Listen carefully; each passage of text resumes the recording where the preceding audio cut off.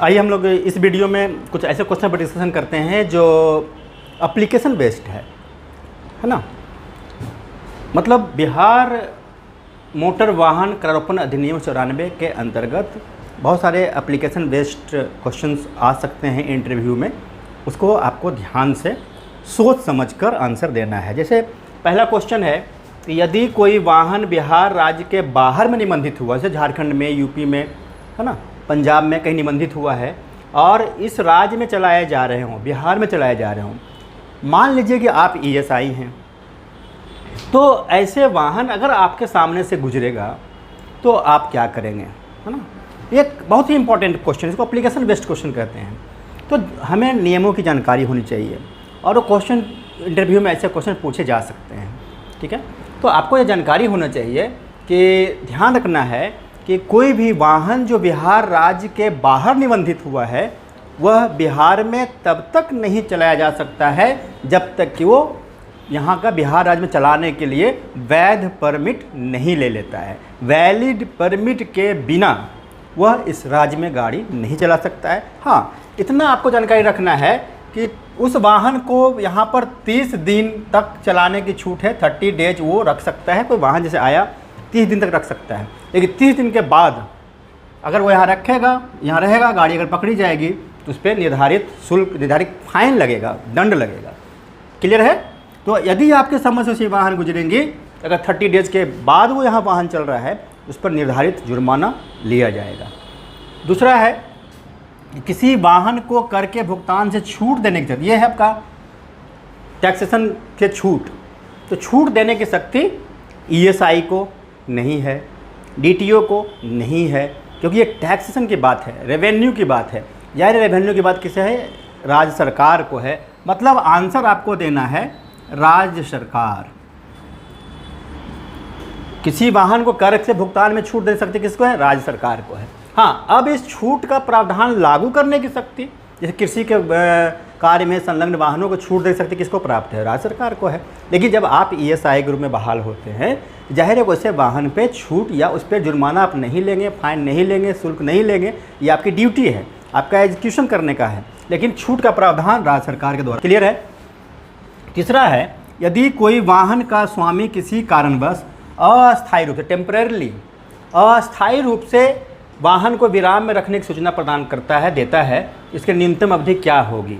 मतलब कोई भी वाहन का स्वामी अगर सूचना देता है कि भाई हमें गाड़ी को अभी नहीं चलाना है, गाड़ी में कोई प्रॉब्लम है, समस्याएं हैं, या ड्राइवर उसका नहीं है, कोई ख़राबी आ गई है, या कहीं बाहर जा रहा है, खेती करना चाह रहा है, तो अपना पिकअप वाहन नहीं चलाना चाहता है, तो उसकी क्या होगी, है ना।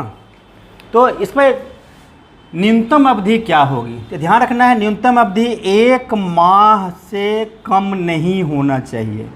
वो ये नहीं कह सकता है कि हम 10 दिन के लिए नहीं चलाएंगे।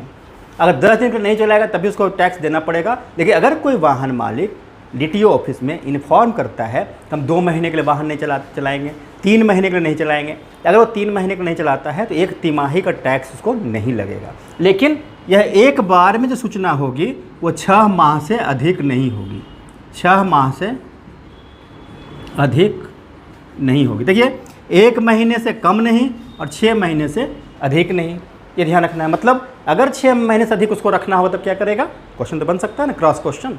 तो 6 महीने से अधिक होगा तो 6 महीने के बाद उसको फिर से सूचना देनी होगी। क्लियर है। मतलब कोई भी वाहन स्वामी अगर अपने वाहन को नहीं चलाना चाहता है, इस सूचना देने का मतलब हुआ कि वह व्यक्ति चाहता है कि जब गाड़ी नहीं चल रही है तो टैक्स नहीं दे, है ना। ये कमर्शियल व्हीकल की बात है ना, व्यावसायिक वाहन की बात है।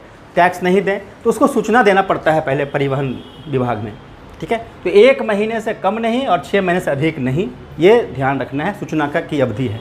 लेकिन इसी से जुड़ा हुआ दूसरा क्वेश्चन है जो एप्लीकेशन का पार्ट है कि उपरोक्त प्रश्न के इसी प्रश्न के मामले से जुड़ा हुआ है। यदि कोई वाहन उस निर्धारित अवधि में चलाया जाता हुआ पकड़ा जाता है या निर्धारित स्थान से अन्यत्र अलग पाया जाता है तो आप क्या करेंगे? आप ESI हैं, मान लीजिए कोई व्यक्ति ने आपको सूचना दिया था कि हम वाहन 3 महीने के लिए नहीं चलाएंगे, 3 महीने तक नहीं चलाएंगे और वाहन को हम कहाँ रखेंगे? मान लीजिए कि वाहन को वो पटना शहर के, है ना, बुद्ध मार्ग में रखता है या बुद्धा कॉलोनी में रखता है। पटना के बुद्धा कॉलोनी में किसी खास जगह पर रखते, एड्रेस दिया है वो वाहन का, ठीक है। 3 महीने के बाद हम नहीं चलाएंगे और पटना के बुद्धा कॉलोनी में गाड़ी रहेगी, ये सूचना हम देना होगा, उसको फॉर्म भर के देगा, ठीक है ना। मतलब 3 महीने, मतलब से 1 जनवरी को सूचना दिया है तो 31 मार्च तक वो वाहन नहीं चलाएगा। क्लियर है? जनवरी, फरवरी, मार्च गाड़ी कहाँ रहेगी? तो पटना के बुद्धा कॉलोनी में रहेगी, ठीक है। लेकिन अब वो गाड़ी, आप मान लीजिए कि आप हैं किसी चेक पोस्ट पर आपकी नियुक्ति, रक्सौल में आप हैं, सपोज कीजिए, और यही वाहन, जो वाहन का उसने नंबर दिया था, यही वाहन आपको रक्सौल में पाया जाता है। रक्सौल मोतिहारी में, नेपाल बॉर्डर पर है, वहाँ चेक पोस्ट है, आपके अपॉइंटमेंट आपका वहाँ है, तो रक्सौल में पाया जाता है, आप क्या करेंगे, है ना। तो निश्चित रूप से अब है, इस प्रोविज़न के अंतर्गत उस वाहन का जहाँ स्थान था वहाँ रहना चाहिए था या नहीं चलना चाहिए था।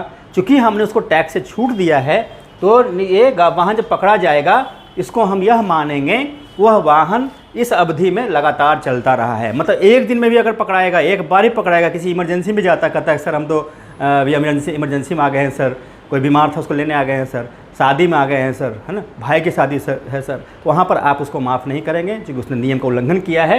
उसी अवधि में यह माना जाएगा वह वाहन इस निर्धारित अवधि में लगातार चलती रही है, इसलिए उसको इस निर्धारित अवधि का शुल्क भी भुगतान करना पड़ेगा।